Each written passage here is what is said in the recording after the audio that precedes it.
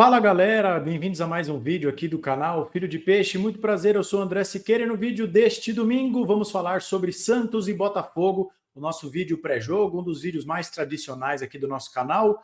Santos e Botafogo de Ribeirão Preto, a bola rola nesta segunda-feira a partir das 8 horas, jogo da oitava rodada no Estádio do Café, em Londrina. O Santos, que vendeu o mando de campo, vai arrecadar cerca de R$ 700 mil pela venda do mando de campo, vai poder ter torcida parcial. O Santos, que ainda tem alguns jogos para cumprir de punição, vai ter que ficar com cerca de 20% dos ingressos retidos, que é o cálculo que se faz do espaço ocupado pelas torcidas organizadas, mas essa partida pode marcar a volta do Santos à liderança da Série B. Isso porque o Santos tem 15 pontos, o Goiás, que venceu o Sport por 3-0, chegou a 17. Se o Peixão ganhar do Pantera, o Botinha, o Santos chega aos 18 pontos e volta à liderança da Série B, tá certo? Vamos falar tudo sobre esse jogo, que terá transmissão do Sport TV, do Premier e do canal Gold, então você pode escolher por onde assistir ao jogo. Mas antes, peço para você se inscrever no canal, se estiver chegando aqui pela primeira vez, já ativar o sininho, deixar o seu like, comentar o que você espera desse jogo, arrisca um palpite, por que não? Compartilhe esse vídeo com os amigos e vamos juntos rumo aos 5 mil inscritos. Eu conto com o seu engajamento, com a sua participação nessa que está sendo uma semana muito especial. O canal passou dos 4 mil inscritos e agora estamos a menos de 1.000 de alcançarmos a nossa meta dos 5 mil inscritos, tá certo? Vamos falar tudo sobre esse jogo a partir de agora nesse vídeo.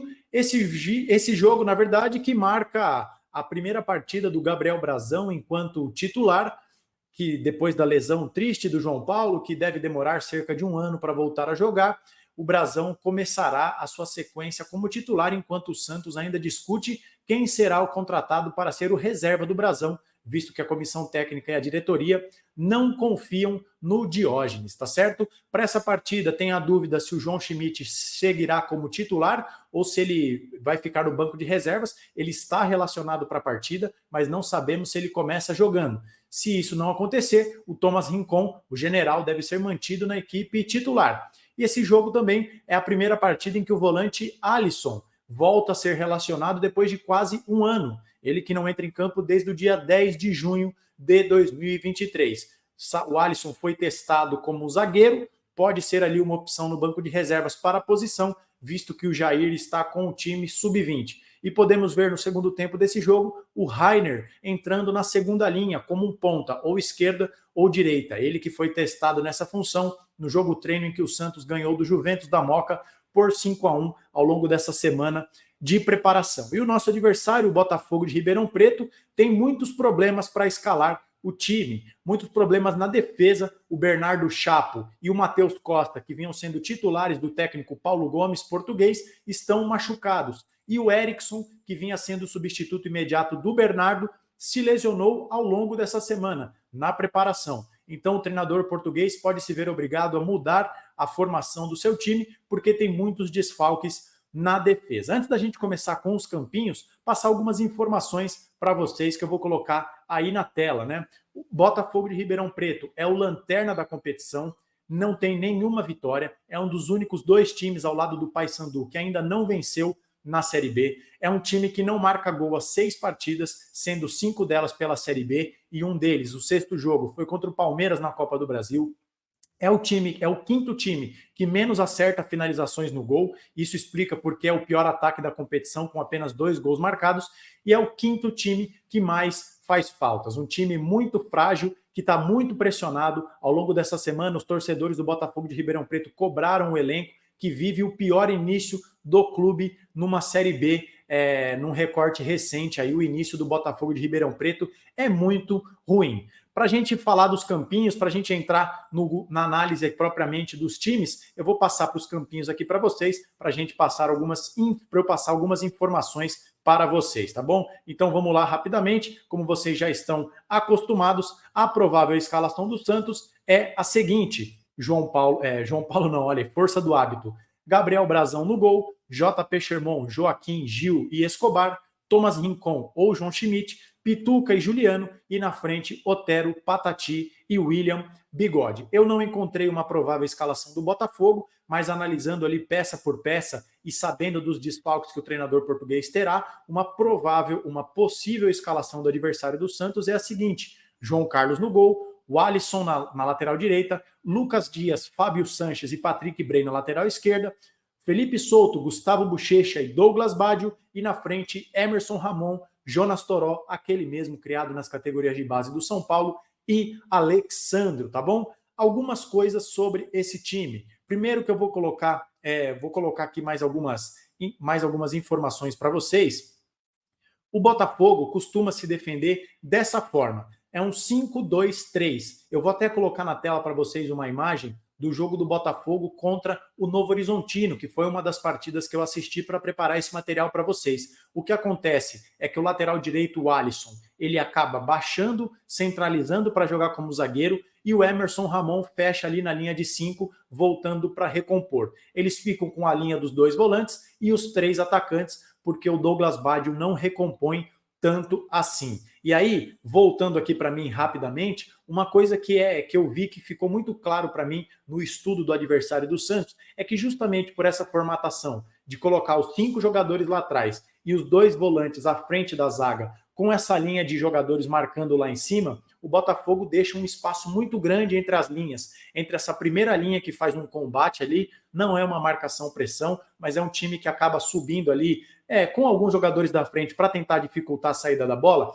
Entre essa primeira linha e a linha do meio de campo, que fica afundada ali à frente da zaga, sobra muito espaço. Então o caminho do Santos, na minha opinião, é justamente esse, aproveitar esse espaço entre linhas, que o Rincon jogue próximo do Pituca e do Juliano. A associação desses 3 jogadores pode ser muito importante para o Santos. E tem uma outra questão, que eu vou voltar para o campinho rapidamente, que é importante passar para vocês. Como vocês podem ver aqui, ó, o Santos acaba tendo, se o Juliano baixar para jogar com eles, né, jogando aqui, a gente sabe que o Escobar acaba vindo por dentro, mas o que eu quero mostrar para vocês é o seguinte: se o Rincon subir também, depois que a fase de construção começa, se o Santos conseguir utilizar a associação desses jogadores do meio de campo, Rincon, Pituca e Juliano, e sabendo que o William Bigode é um jogador que sai bastante da área, o Santos pode justamente criar uma superioridade numérica, né, que é tirar vantagem desse espaço aqui do Botafogo para criar as suas jogadas por aqui. Vocês percebam que o Santos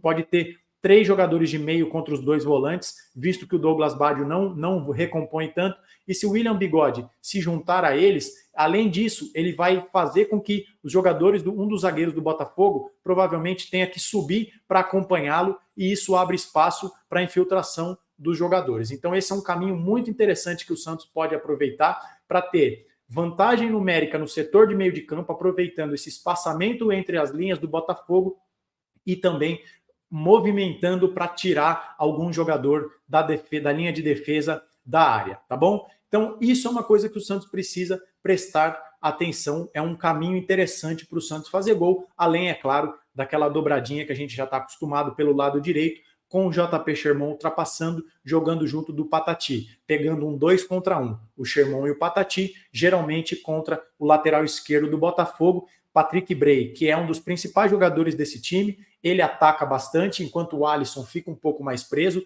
ele é o jogador que faz a saída, vou colocar aí na tela para vocês, o Alisson fica mais preso numa saída de 3 que o Botafogo faz, os 2 zagueiros, mais esse lateral o Alisson, e o Patrick Bray vem por dentro ali para deixar o Jonas Toró aberto pelo lado esquerdo. Então, esse 2 contra 1 em cima do Patrick Bray é um caminho muito interessante para o Santos. Fica um pouco difícil dizer como o Botafogo cria suas jogadas, porque é um time que tem muita dificuldade de construção, é um time que tem apenas 2 gols na Série B, e como eu disse, já não marca há 5 jogos na competição, então tem uma produção ofensiva muito ruim, muito baixa, é um time que acaba criando as suas principais jogadas nas poucas oportunidades de bola parada que tem, então o Santos prestar atenção, não ficar fazendo falta boba pela linha lateral do campo, para que dê a oportunidade do Botafogo cruzar essa bola na área do Santos, mas se tem algo que o Santos precisa prestar atenção, é o seguinte, como eu disse para vocês na nossa live de quinta-feira, eu assisti com um pouco mais de atenção